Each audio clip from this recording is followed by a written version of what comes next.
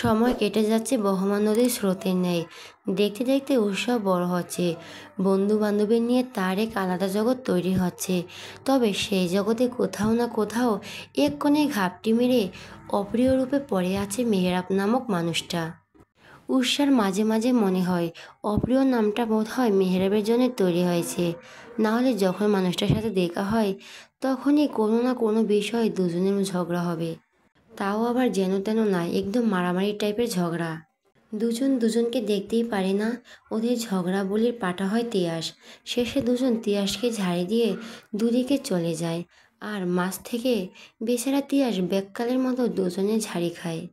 উষা অনেকবার চেষ্টা করেছে মেহরাবের সাথে ঝগড়া না করার, কিন্তু পারলে তো মেহরাব এমন কিছু বলবে বা করবে যে ও ঝগড়া করতে বাধ্য। মাঝে মাঝে উষার ইচ্ছে হয় ইট মেরে মেহরাবের মাথা ফাটিয়ে দিতে। খালি ভাইয়ের বন্ধু হয়ে সেই খাতিরে কিছু করেনি। না হয় এতদিনে বেটাকে হাসপাতালে পাঠিয়ে ছাড়তো। মেহরাবকে অপ্রিয়র তালিকায় ফেলায় আরও কিছু কারণ আছে। উষা তখন কিশোরী, ক্লাস 9-এ উঠেছে সবে মাত্র। ওর প্রায় সব বান্ধবীরাই প্রেম করত, একমাত্র ও আর ওর বেস্ট ফ্রেন্ড তানজিলা বাদে। বান্ধবীদের বিভিন্ন অনুভূতির কথা শুনে বেচারি উষারও অবচেতন মনে ইচ্ছে হয় প্রেম করার। কেউ একজন থাকবে যে তাকে উন্মাদের মতো ভালোবাসবে, তার চিন্তায় চিহ্নিত থাকবে, মিষ্টি মিষ্টি কথা বলবে। কিন্তু ও জানে তিয়াস জানলে খুন করে ফেলবে। তিয়াস এসব পছন্দ করে না, উষারও এসব পছন্দ হয় না। কিন্তু কথায় আছে না, সঙ্গদোষে লোহা ভাসে। উষার বেলায় কিছুটা তেমনই হয়েছে। সবে কিশোরী বয়স, আবেগে ঠাসা মন, আশেপাশে রঙিন দুনিয়ার সাথে বান্ধবীদের আবেগ রং চং মেশানো কথা, সব কিছুর মাঝে উষা নিজেকে ঠিক রাখার চেষ্টা করে যাচ্ছে প্রাণপণ।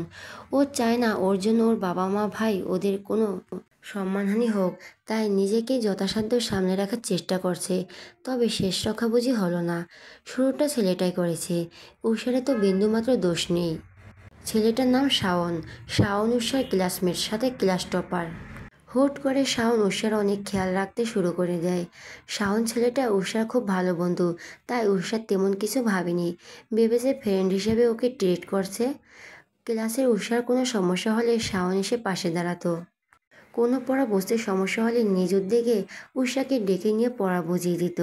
উষা কখনো শাওনকে নিয়ে কোনো কিছু ভাবেনি। বন্ধু হিসাবে এতটুকু করতে পারে স্বাভাবিক। এমনই একদিন উষা আর তার সব বান্ধবীরা মিলে গল্প করছে। এর মাঝে হুট করে শান্তা বলে উঠল, তোরা কিছুদিন ধরে একটা জিনিস খেয়াল করছিস? সবাই উৎসুক হয়ে তাকিয়ে আছে। শান্তা কি বোঝাতে চাইছে কেউ বুঝতে পারছে না। ওর কথার মানে বুঝতে না পেরে তানজিলা ধমক দিয়ে বলল, এত ঘুরিয়ে পেঁচিয়ে না বলে সোজাসুজি বল। শান্তা আস্তে করে বলল, ইদানিং আমি একটা বিষয় খেয়াল করলাম। শাওন কয়েকদিন যাবৎ উষার পেছনে ঘুরঘুর করছে, নিজে থেকে এসে উষাকে হেল্প করছে। ক্লাস টাইমে উষার দিকে তাকিয়ে মুচকি মুচকি হাসে। কাহিনী তো কিছু একটা আছে, তাই না? সবাই ওর কথার সাথে তাল দিল। আরেকজন বলল, দোস্ত আমিও বিষয়টা খেয়াল করেছি। শান্তা ফের বলল, আমার মনে হয় শাওন উষাকে পছন্দ করে। সবাই সহমত পোষণ করলো। বিরোধিতা করে উঠল উষা, বলল, তোরা ভুল ভাবছিস, এমন কিছুই না। ও শুধু বন্ধু হিসেবে ট্রিট করে। শান্তা এক প্রকার গ্যারান্টি দিয়ে বলল, গুনে রাখ, আগামী 1 সপ্তাহের মাঝে শাওন যদি তোকে প্রপোজ না করে তাহলে আমি আমার নাম বদলে রাখলো। ঠিক আছে, দেখা যাক। শাওনের এমন কেয়ারিং আচরণ জারি রইল। উষা বিরক্ত হয়ে উঠেছে ওর আচরণে, কিন্তু কিছু বলতে পারছে না। একে তো ভালো বন্ধু, তার উপর ক্লাস টপার। উষা চায় না কোনো ঝামেলা জড়াতে, তাই নিজেকে যথাসম্ভব শান্ত রাখার চেষ্টা করছে। একদিন বিকেলবেলা উষা তার বান্ধবীর কোচিং করে একসাথে ফিরছিল।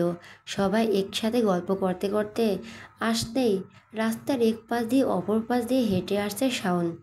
এসে থামলো উষার বরাবর। উষা হঠাৎ কাউকে সামনে দাঁড়াতে দেখে চমকে গেল। বান্ধবীদের সাথে কথা বলায় মশগুল থাকায় বেচারি খেয়াল করেনি।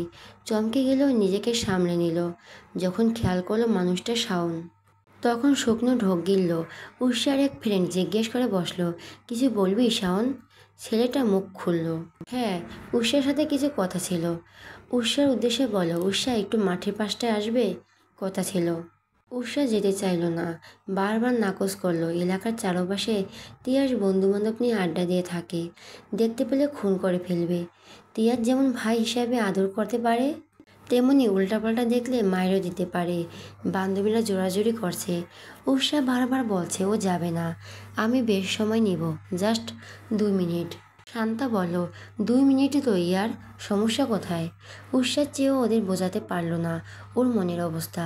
অজ্ঞাত বেচারি গেল। মাঠের এক পাশে উষা আর মেহরাব, মাঠের অন্য পাশে ওদের থেকে কিছুটা দূরত্ব নিয়ে দাঁড়ালো উষার সকল বান্ধবরা। আচমকাই শাওন হাঁটু গেড়ে বসে পড়ল উষার সামনে। উষা চমকে গেল। চমকিত নয়নে সরে গেল দুপা। শাওন বলা শুরু করলো, আমার তোকে অনেক ভালো লাগে উষা। বন্ধু হিসেবে না, বন্ধুত্বের বাহিরেও আমি তোকে নিয়ে অনেক কিছু ফিল করি। তোর জন্য সবসময় মনের কোণে সফট কর্নার বিরাজ করে। তুই আমাকে পছন্দ করিস? Will you be mine girlfriend? Usha কিছু না বলে সরে যেতে নিল। ওর মনের মাঝে কু গাইছে, ভয়ে হাত পা শিরশির করছে, হৃদয় স্পন্দন বেড়ে গেছে, শ্বাস নিতে কষ্ট হচ্ছে। এই বুঝি বেচারি ফিট খেলো বলে। এর মাঝে সাই সাই করে কতগুলো বাইক ঢুকলো মাঠে। একটা বাইক এসে থামলো ওদের সামনে। ছেলেগুলো হেলমেট পরা থাকায় উষা চিনতে পারল না। আস্তে আস্তে পিছিয়ে যেতে নিল পিছনে। বাইক থেকে নেমে এলো একটা ছেলে, মাথা থেকে হেলমেট খুললো। ছেলেটার চেহারা দেখে উষার প্রাণ পাখি উড়ে যাওয়ার জোগাড়। ছেলেটা এগিয়ে গিয়ে ঠাস করে থাপ্পড় বসিয়ে দিল শাওনের গালে। হিস হিসিয়ে বলল, নাক টিপলে এখনো দুধ বের হবে? ছেলে এসেছে প্রেম করতে, এখনো দুধের দাঁত পড়েনি, মেয়ে পটানো শুরু করছিস? দাঁড়া, আজ তোর ব্যবস্থা করছি। এমন হাল করবো এরপর মেয়েদের দিক তাকাতেও ভয় পাবে। বন্ধুদের কিছু একটা ইশারা করে তীর্যয় দৃষ্টি নিক্ষেপ করলো উষার পানে।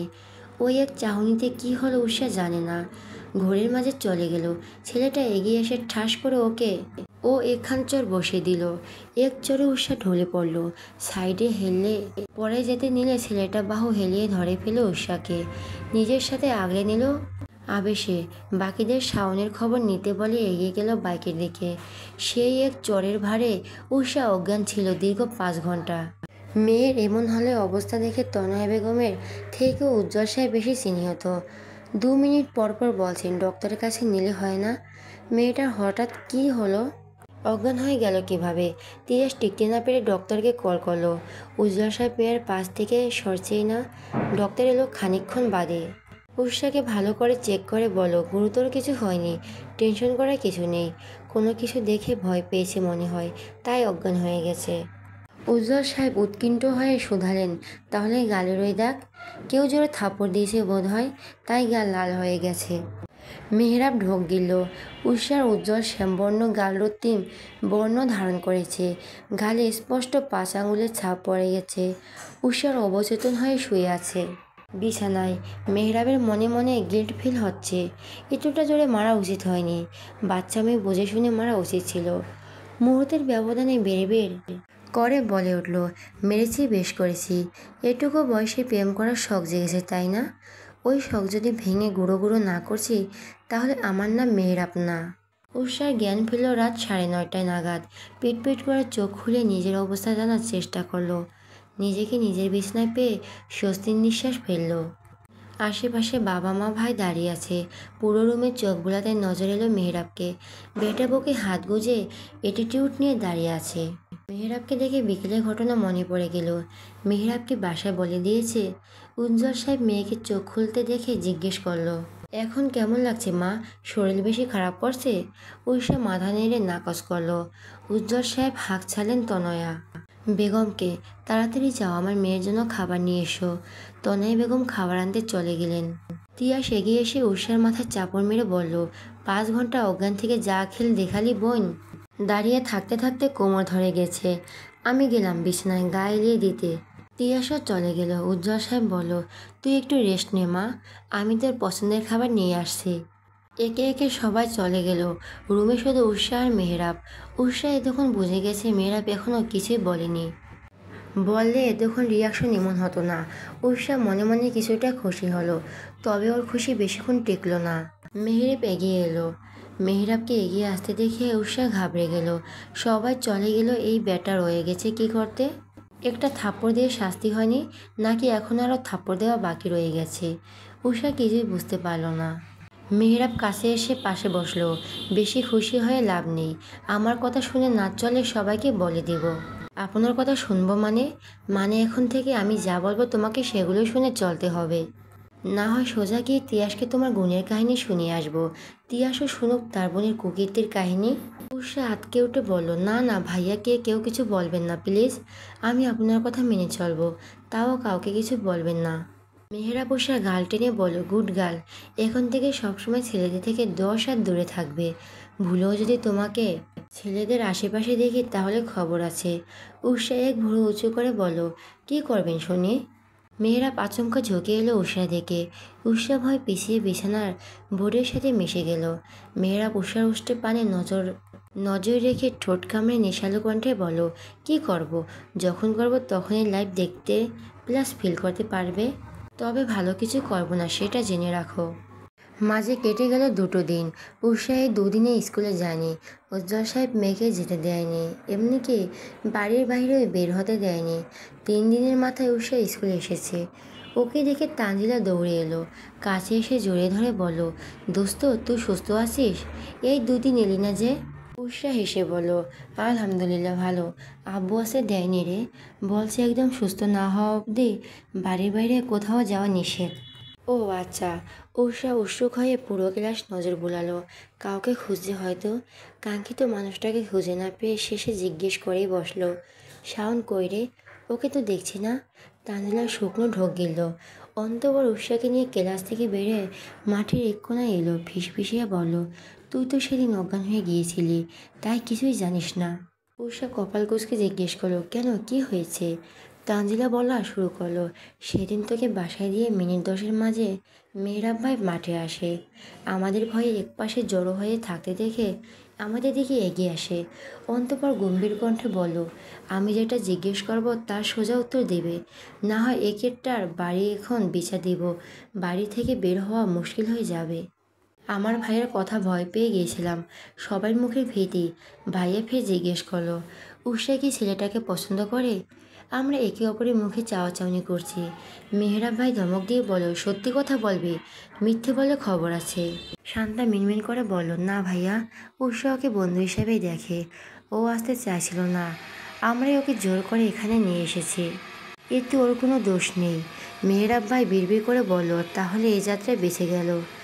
এরপর আমাদের উদ্দেশ্য বলো, এরপর এইসব বিষয় ওকে জোর করলে তোমাদের খবর আছে। এখন সুর করে সবাই বাড়ি চলে যাবে, কাউকে যেন এদিক ওদিক না দেখি। সবাই মাথা নেড়ে সায় জানালো। আমরা চলে আসতে নেব এমন সময় পিছন থেকে বলে উঠল, এখনও সময় আছে, ভালো হয়ে যাও। সেদিন আমরা চলে এসেছিলাম, পরের দিন স্কুলে এসে শুনি শাওন হসপিটালে ভর্তি, ওর অবস্থা অনেকটাই খারাপ। তানজিলা থামলো, উষার গায়ে কাঁটা দিয়ে উঠল। এই সামান্য একটা কারণে মেহরাব ছেলেটাকে এভাবে মারতে পারলো? একটা মানুষ আর একজন মানুষটাকে পছন্দ করতেই পারে, এখানে দোষে তো কিছু নেই, তাই বলে এভাবে আঘাত করবে?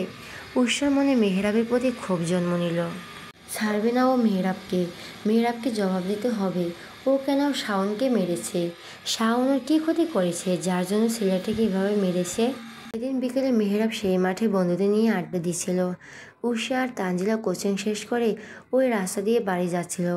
মাঠে মেহরাবকে দেখে উষার মাথা গরম হয়ে গেল, এগিয়ে যেতে নিল কাছে। তানজিলা ওর হাত আটকে দিয়ে বলল, কোথায় যাচ্ছিস? গুন্ডাটার কাছে। কী ভেবেছে উনি?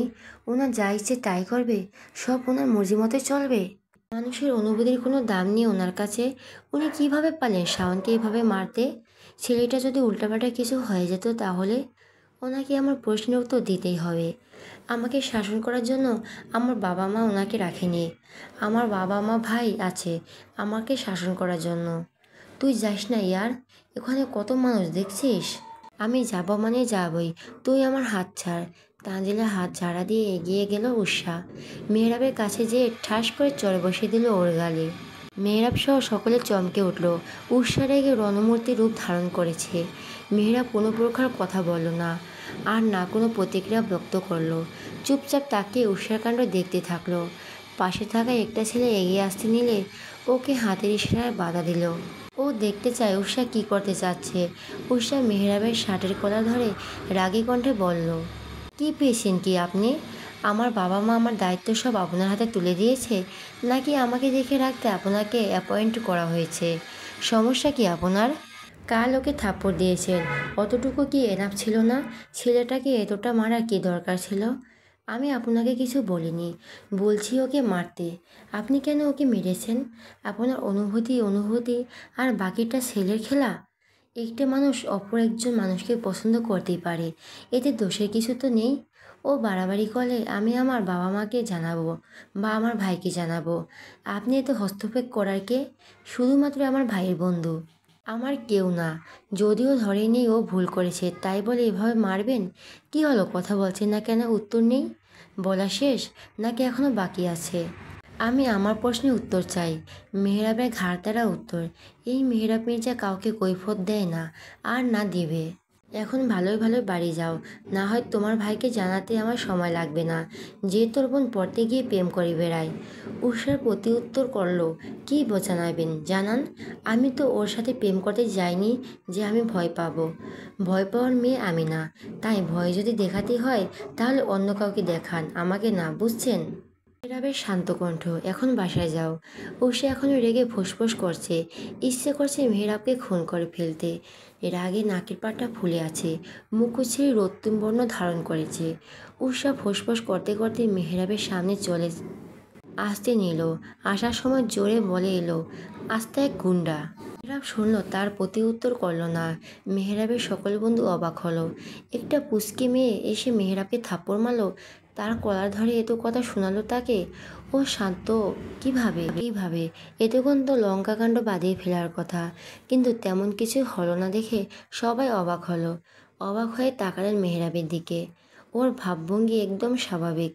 একটু আগে যে এত কিছু ঘটে গেছে কেউ বলবে?